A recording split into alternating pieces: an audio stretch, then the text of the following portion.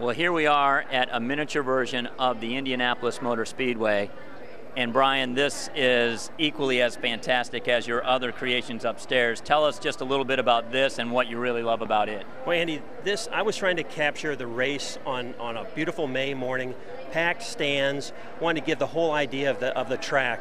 Obviously, I couldn't build it to scale, so I've built most of the major components, the Hall of Fame Museum, the pagoda. I got all the cars in the pits, there's a yellow flag out, so we've got a crash over in turn 2, and I've got Georgetown and 16th Street just packed with cars waiting to get into the, into the speedway. We've even got a little golf course over on the far side with a couple of guys decided to play golf on race morning, if you can believe that. So this has really just been a really fun project for me. How do you go about even starting something that's this elaborate? Do you really design it, draw it out before you get going with the pieces? Well, kind of, but this started off, if you would have seen the first time, it was about 2 foot by 2 foot. And I took it to a show years ago and people loved it.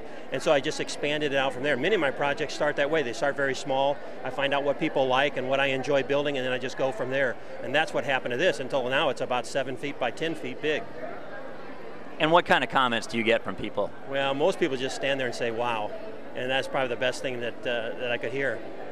And you told me that you were an art major in college, and this just became an elaborate hobby. Well, yeah, I started out as an art major, but I switched over and wound up being a chiropractor. So that's kind of two different worlds there. But this allows me to show my creative side. Well, it's absolutely fantastic. We love having it here. Where else can people see you and your work? Well, the best way to find out what I do is just put my name in, Brian Darrow and Lego on Google, and the first 25 pages will be my stuff. Okay, and before we leave, let's take a look at this other creation next to yours in the main floor. This is the Lucas Oil Stadium replica built by, of course, a friend of yours. Yeah, this is a good friend of mine. His name's Brian Alano. He's from Bloomington, and he did a phenomenal job on this Lucas Oil Stadium. One side you can see the facade, the other side's opened up so you can look inside of it. He's got it motorized so the retractable roof goes in and out, and the detail is just outstanding.